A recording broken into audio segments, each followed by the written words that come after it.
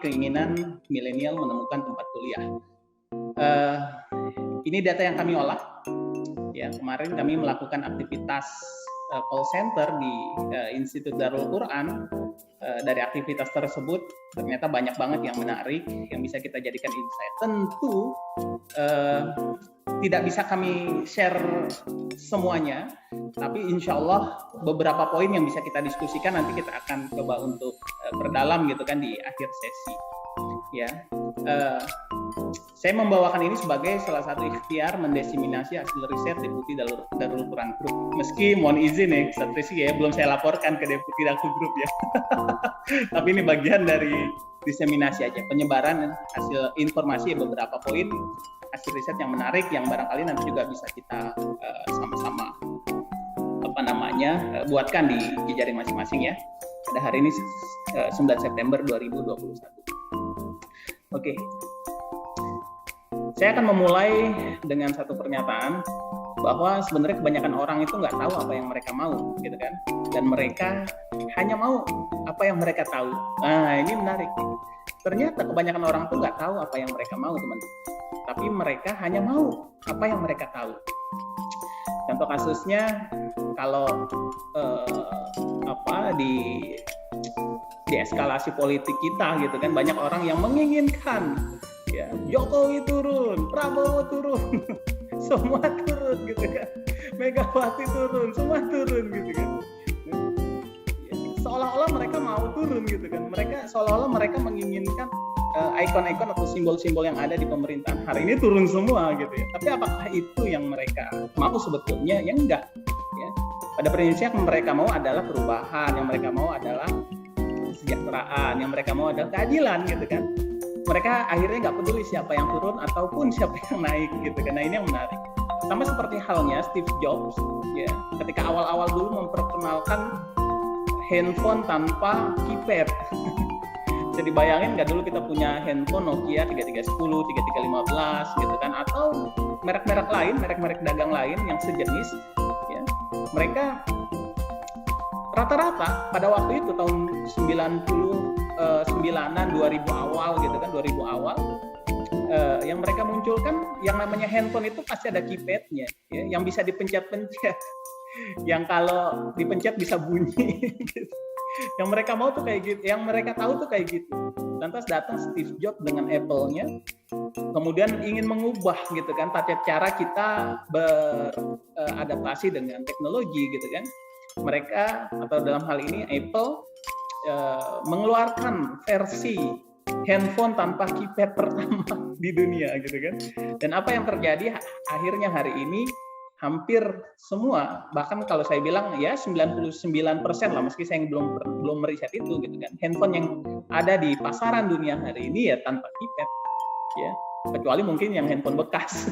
Kalau yang beli handphone bekas masih ada keypadnya gitu kan, tapi yang keluaran terbaru itu tanpa keypad. Artinya yang diinginkan orang bukan keypad, yang dimauin orang tuh bukan keypad ya, yang dimauin orang itu kecepatan akses, yang dimauin orang tuh kemudahan gitu kan, kemudian juga simple dan sebagainya gitu kan. Mereka nggak peduli apapun bentuknya, mau keypad mau enggak gitu kan. Jadi konsumen sebenarnya belum tentu tahu apa yang sebenarnya dia mau. Tugas kita sebagai marketing adalah, tugas kita atau sebagai orang-orang yang mengelola data, ya kita harus memaparkan atau menjabarkan kepada mereka bahwa kita punya solusi untuk permasalahan yang mereka hadapi. Nah, oke. Kemudian slide selanjutnya, ya hari ini memang teman-teman, ya kalau saya bilang ya generasi pandemi lah ya, ada yang bilang juga generasi COVID lah. Generasi pandemi itu di persimpangan jalan sebenarnya, atau di persimpangan zaman, ya. Karena memang banyak hal yang berubah hari ini, ya. Baik dari sisi pola kerja ataupun dari sisi pola interaksi, ya. Kemudian landscape bisnis juga berubah, kemudian juga teknologi juga semakin tumbuh, gitu kan. Ya saya bisa mengatakan bahwa hari ini generasi pandemi itu berada di persimpangan jalan, ya. Sehingga apa yang mereka tentukan hari ini, ya sebenarnya menarik banget untuk kita teliti atau menarik banget untuk kita perdalam, ya. Barangkali teman-teman pernah bertanya gitu, gimana sih preferensi generasi milenial dalam menentukan kampus dan jurusan apa yang paling banyak diminatin oleh mereka, atau pertanyaan-pertanyaan lain yang sejenis yang menurut saya ini menarik banget untuk kita kulik ya. Dan di siang hari ini ayo sama-sama kita bahas atau sama-sama kita lihat gitu kan paparan yang pernah kita dapat dari data yang kita kelola di studi kasusnya Institut Darul Quran. Ya. Tapi sebelum jauh itu ya, sebelum jauh melangkah ke depan, saya ingin menyampaikan bahwa yang pertama yang ini sebenarnya membuat kita miris ya. Hasil riset yang dilakukan oleh BPS menunjukkan data yang kurang menggembirakan teman-teman, bahwa angka partisipasi kasar ya perguruan tinggi ya masih sangat rendah ya. Dari populasi usia aktif sekitar 19 sampai 23 tahun, 19-23 itu ya waktunya kuliah sebenarnya gitu kan. Anak-anak rata-rata lulus di usia 18, 19 gitu kan, 20 gitu ya. Ya usia-usia segitu gitu kan, dan 23 itu lulus kuliah gitu kan. Hanya 27,98% aja yang melanjutkan ke jenjang yang lebih tinggi. Teman-teman bisa bayangin, ini masalah yang hari ini kita hadapin. Ya, angka partisipasi kasar perguruan tinggi itu masih sangat rendah. Tinggal teman-teman mengartikannya dua hal. Apakah yang pertama teman-teman menganggap ini sebagai salah satu prospek yang menggembirakan, artinya masih sangat banyak orang yang hari ini belum kuliah, atau yang kedua teman-teman mengartikan bahwa suram mas gitu kan, gelap mas gitu ya, kayaknya nggak prospek nih gitu kan, karena sangat sedikit banget lulusan sekolah menengah yang melanjutkan belajar ke jenjang yang lebih tinggi. Nah, tapi apapun itu ya teman-teman, khususnya teman-teman marketing gitu kan, ya nanti kita juga bisa memproyeksikan nih gitu ya, tentu dengan optimisme yang besar. Ya kalau hari ini baru ada kurang lebih 30% aja yang melanjutkan gitu kan, berarti pasarnya masih sangat luas gitu ya kan, dan kita bisa berinovasi menuju ke arah situ. Nah, terlebih lagi ditambah data statistik perguruan tinggi ya, ada 602.000 mahasiswa putus kuliah di tahun 2019 gitu kan. Nah, angka putus kuliah di masa pandemi ini meningkat hampir mencapai 50%. Ini luar biasa. Karena pandemi ternyata tidak hanya memukul sektor ekonomi ya, tapi juga berpengaruh atau berdampak pada tingkat putus kuliah ya. Hampir mencapai 50%, setengahnya bos. Kalau hari ini ente misalkan di Darul Quran ada 1.000 orang ya, maka 50%-nya 500 orangnya itu udah kabur tuh, nggak ngelanjutin kuliah karena nggak ada biaya gitu loh ya. Nah ini sangat-sangat ini banget, sayang banget. Nah sehingga ya kalau kita kelola dengan baik gitu kan, atau kalau kita rumuskan gitu kan dari apa yang hari ini terjadi, pandemi itu banyak memupuskan keinginan adik-adik untuk melanjutkan kuliah gitu kan, dan memukul harapan sebagian dari mereka yang ingin mengubah kehidupan yang lebih baik. Kita kuliah kan untuk ke arah sana gitu kan, tapi hari ini terpukul oleh pandemi. Nah, masuklah baru ya, karena melihat hal ini ya kita juga menjadi tertarik untuk mendalami sebenarnya apa yang menjadi alasan mereka kalau gitu untuk kuliah gitu ya. Nah, metodologi kami dalam mencari kesimpulan nantinya ya, riset ini berbasis data primer teman-teman yang dikumpulkan melalui survei non-probabilitas terhadap calon mahasiswa di 5 aglomerasi utama di Indonesia, yaitu ada Jakarta Raya, Jabodetabek, Jawa ya. Kita keluarkan ya data Jabodetabek dengan Jawa, kemudian Sumatera, Sulawesi dan Kalimantan. Kenapa kayak gini? Nah, ternyata ada hal-hal yang menarik gitu. Kenapa sih Jabodetabek sendiri, kemudian Jawa sendiri, Sumatera sendiri, Sulawesi, Kalimantan sendiri? Nah, ternyata datanya ada yang menarik. Nah, survei yang kita lakukan sampelnya ada 2.068 calon mahasiswa ya, yang mendaftar ujian masuk perguruan tinggi di tahun 2021. Nah, data kami ada banyak sebenarnya. Kenapa sih kok mas cuma 2.000 sekian? Ya insya Allah sudah mewakili dari populasi yang ada. Tapi teman-teman kita tuh datanya bukan di 2.000, tapi data kita ada 30.000. 30.000 kemudian nanti kita perkecil lagi, kemudian kita verifikasi lagi, ya maka dapatlah data 2068 yang berhasil kita gali, kita olah, kita kelola. Nah, survei ini kita lakukan lewat telepon, wawancara lewat telepon dengan kuesioner yang semi terbuka untuk mendapatkan data dari responden selama atau sepanjang 16 sampai 21 Agustus 2021, kurang lebih seminggu lebih lah ya, kita mengadakan membuka data ini. Nah, responden kita pilih berdasarkan database yang dimiliki oleh Darul Quran tadi ya, 30 tipe lebih. Kemudian kita verifikasi dengan metode proxy means testing. Kemudian responden terpilih kita saring lagi yang memiliki karakteristik yang sesuai dengan kita dan mudah diukur dan nggak bisa dimanipulasi. Antara lain, kapan mereka daftar kampus, lokasi rumah, gitu kan, usianya berapa, gitu kan, tahun pendaftarannya berapa. Nah, itu yang kita kelola dan itu yang kita olah. Gitu teman-teman. Jadi insya Allah mudah-mudahan ini bisa menjadi paparan yang menarik.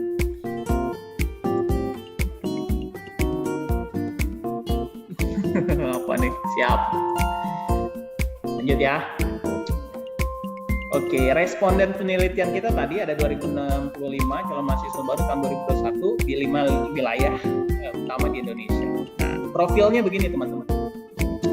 Teman-teman yang kemarin kita survei ya, yang bertempat tinggal di Jabodetabek itu ada 32%, di Pulau Jawa di luar Jabodetabek maksudnya 23%, Sumatera 18%, Kalimantan 16%, Sulawesi 11%. Ini luar biasa.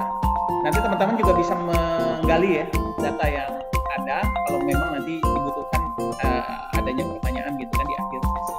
Tahun pendaftarannya, mendaftar kuliah tahun 2020 ada 0,8%, 2021 99,2%. Jadi memang rata-rata yang kita munculkan adalah orang-orang yang mendaftar kuliah di tahun 2021. Dan usianya pun kita pilih dari 18 sampai 20 tahun. Dan kebanyakan usianya usia baru lulus 18 tahun. Ya, 19 ada juga cukup banyak, 20 juga ada lah gitu kan. Ini yang terakhir. Nah, jadi memang kita saring betul dari profil calon mahasiswa baru yang memang kita ambil sampelnya, ya nggak langsung ngasal, nggak langsung ngacak gitu kan, tapi kita punya metode khusus gitu kan untuk menyaring inian kita. Sorry, ada telepon masuk. Baik, ini salah satu hasilnya teman-teman. Alasan mereka milih kampus apa sih gitu kan? Faktor apa yang mempengaruhi pilihan milenial dalam memilih kampus? Ternyata teman-teman di Jabodetabek ya hasilnya berbeda dengan teman-teman yang di Pulau Jawa ataupun teman-teman yang di luar Jawa. Ini menarik teman-teman. Teman-teman di Jabodetabek yang terbesar yang menjadi alasan mereka memilih kampus adalah jarak atau lokasi. Kita akan kasih pilihan gitu ya. Waktu itu awalnya pilihan itu juga kenapa sih kita ada pilihan ini? Nah, ini juga kita tes lagi. Ada waktu itu 10 pilihan ya terbanyak yang disebut oleh audiens gitu kan. Lantas kita kerucutkan lagi dari 10 kita kerucutkan lagi kurang lebih jadi 4 atau 5 gitu kan, yang kita tampilkan di sini 4 ya. Ternyata teman-teman di Jabodetabek mereka memutuskan untuk memilih kampus sebagai tempat kuliah karena jarak atau lokasinya dekat dengan rumah. Wah, ini menarik nih. Faktor yang kedua adalah orang tua. Ternyata banyak juga yang memilih ini. Faktor yang ketiga adalah akreditasinya. Faktor yang keempat adalah status negeri. Ya. Jadi status negeri sebenarnya nggak penting-penting amat gitu loh. Nah, mari nanti kita akan coba bahas. Kemudian ini juga berbeda dengan teman-teman di Pulau Jawa, di luar Jabodetabek gitu ya. Di mana sebenarnya jarak atau lokasi bukan dominan lagi gitu kan, tapi yang dominan adalah orang tua. Faktor orang tua di Jawa itu paling banyak.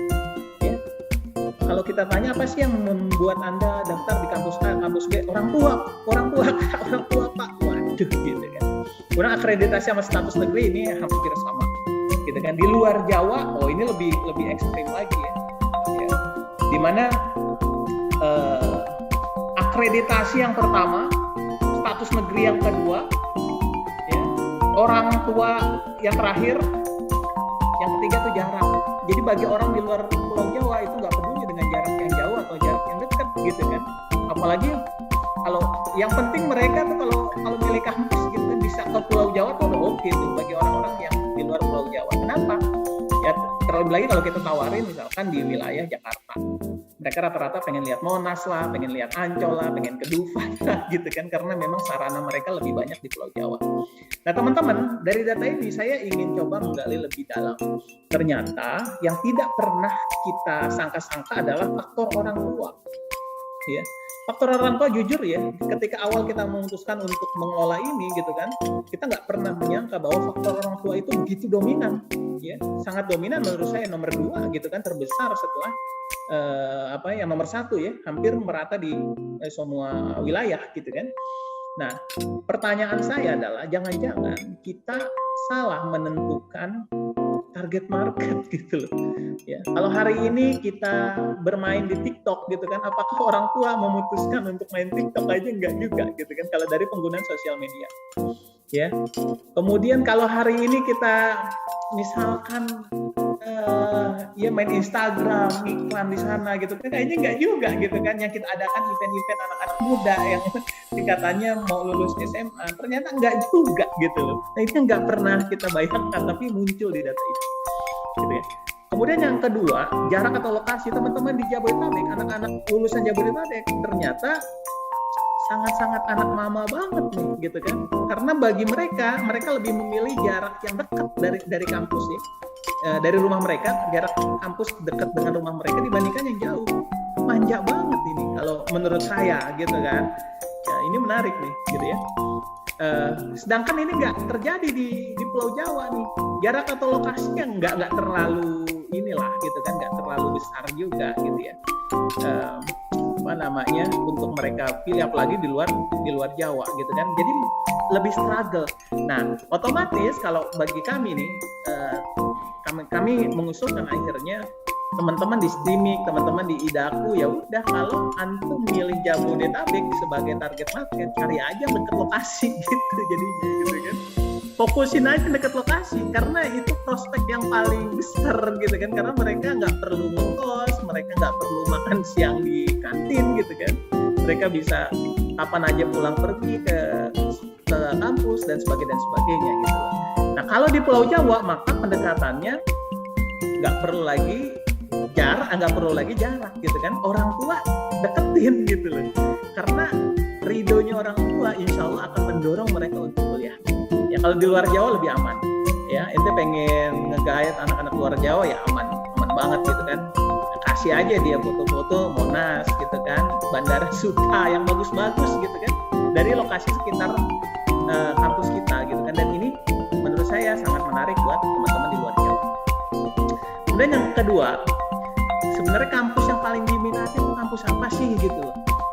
Ternyata mayoritas masih memilih kampus umum sebagai kampus yang paling diminati oleh calon mahasiswa kita dibandingkan kampus agama. Ya, besarnya kurang lebih ya sekitar 70% atau 75 lah gitu kan.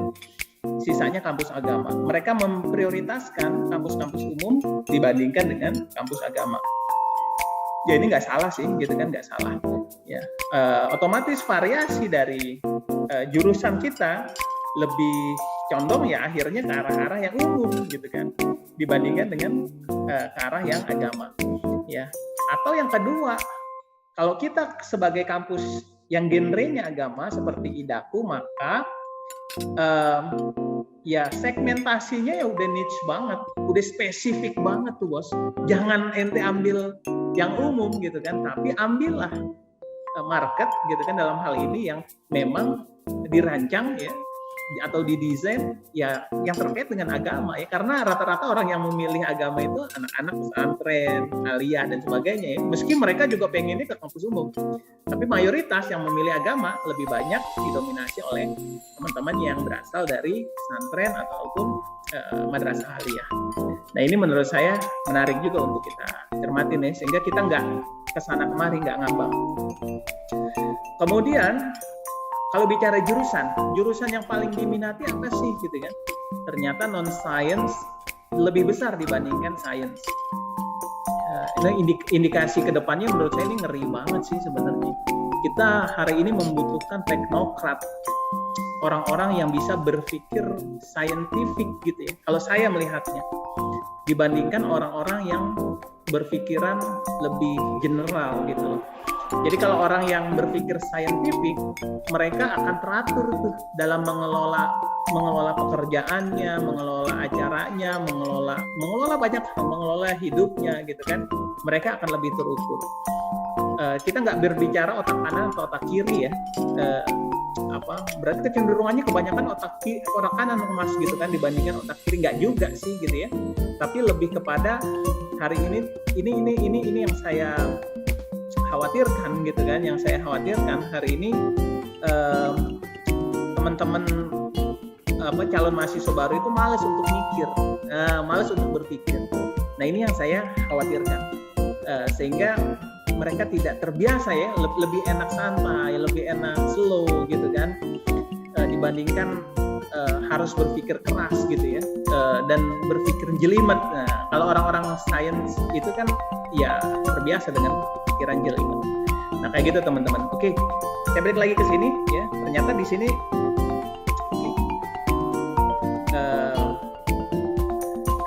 dari yang ada ya, menurut saya menjadi satu dasar lah ya.